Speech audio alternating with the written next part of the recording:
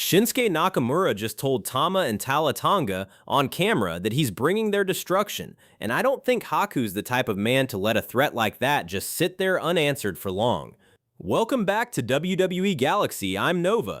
Let's walk through exactly what Nakamura said, why Haku's already the most dangerous man in this entire story, and why I think that collision is coming a lot sooner than people expect. What actually just happened? Tama and Talla Tonga won the WWE Tag Team Championships this past Friday in Boston, beating Damian Priest and R-Truth, plus the AAA Tag Champions, the War Raiders, in a triple threat.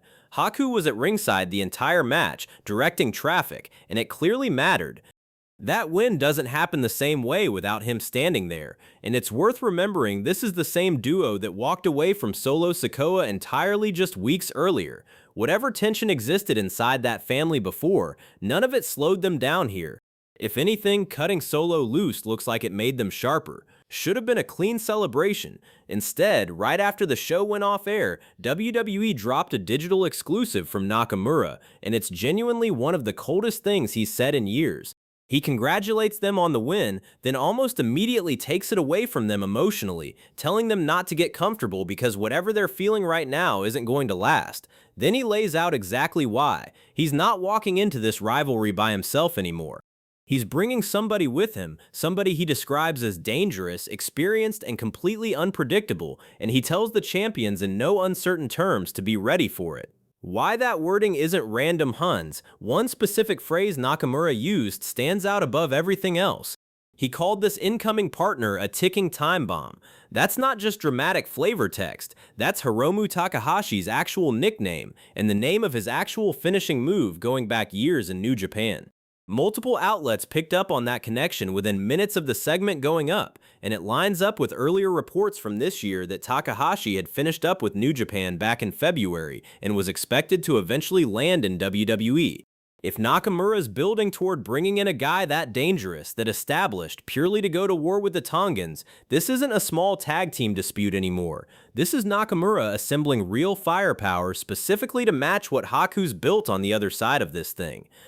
I'll say this too, to be fair, not everybody agrees it's Takahashi specifically.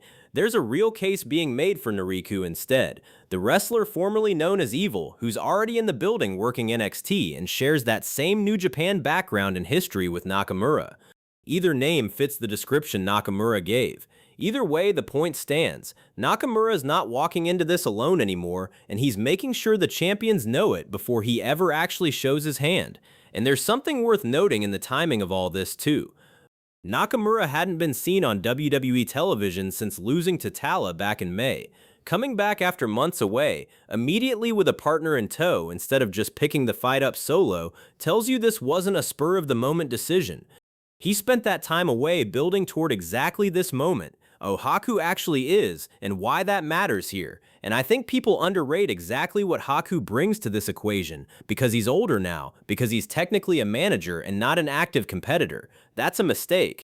This is a guy who trained in sumo in Japan before he ever wrestled, held the WWF Tag Team Championship alongside Andre the Giant, and held WCW Gold as part of the Faces of Fear. Generations of wrestlers have told stories for decades about his real, legitimate toughness, not just whatever character he's playing on television that week. He's also the master of the Tongan Death Grip, the same hold that became central to the Reigns and Fatu storyline earlier this year, and the same move Fatu used to put Royce Keys in the hospital just weeks ago. That's not a coincidence worth ignoring either. This specific submission keeps resurfacing at the center of every major flashpoint in this extended Samoan wrestling family this year, and Haku's the one who originated it. So when he's standing at ringside, he's not just a proud father watching his sons work. He's a guy with real, decades-deep credibility in this business, the kind that makes even hardened veterans careful around him. He did officially retire from regular in-ring competition back in 2025, with his last real match a death match against Schlack. But multiple reports have made a point of noting he can still get physical even now, in his late 60s. Retired doesn't mean harmless, it just means he's choosing his moments a lot more carefully than he used to. If you're tracking this rivalry closely, tapping like and subscribing genuinely helps me keep chasing it. Let's get into why I think Haku specifically is the one who eventually answers this. Consider what Haku actually represents in this group. He's not just standing at ringside for atmosphere. He's the reason his sons look like a completely different, more dangerous unit than they did a few months ago. A guy with that kind of real, legitimate reputation doesn't usually let a direct threat against his son's new championship reign just sit there unanswered on social media. Silence reads as weakness, and weakness is the one thing Haku's entire presence here is built to prevent. And I want to be clear about where things actually stand right now because it matters. None of this has happened yet. There's no footage of Haku confronting Nakamura, no statement from either side directly addressing the other. What I'm laying out is a read on where this is headed based on everything both men have already put on record, not something that's already aired. What the actual collision looks like. Here's how I think this plays out. Nakamura keeps escalating, keeps needling them publicly, right up until his partner actually shows up in the flesh.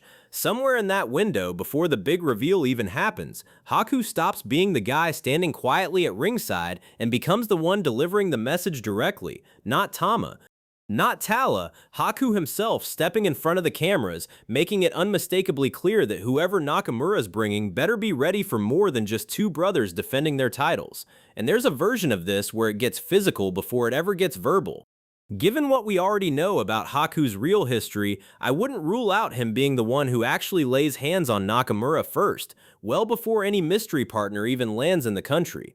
That's the kind of statement that doesn't need a microphone to be understood. And honestly, that's the right call from a storytelling standpoint.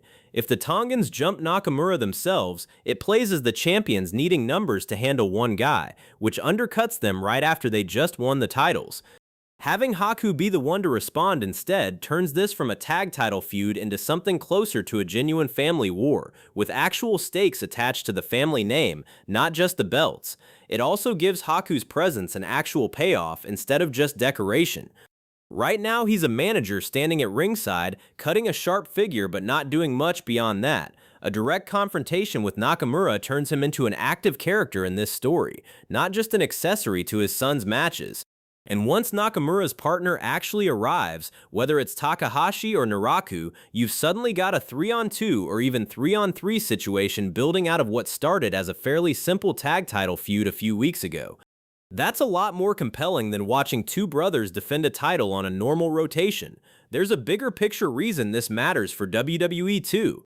This extended Samoan family story has taken real criticism this year for feeling repetitive on the Reigns side of things, the same 4 or 5 names running the same basic conflict back for months. MFT winning gold and now getting pulled into a completely separate war with Nakamura gives SmackDown a second, genuinely different branch of that same wider family tree to lean on. Different generation, different country of origin for the feud, different stakes entirely. That's exactly the kind of contrast a tired storyline needs. So does Haku end up being the one who finally answers Nakamura directly, and does that push Nakamura to reveal his partner even sooner than planned?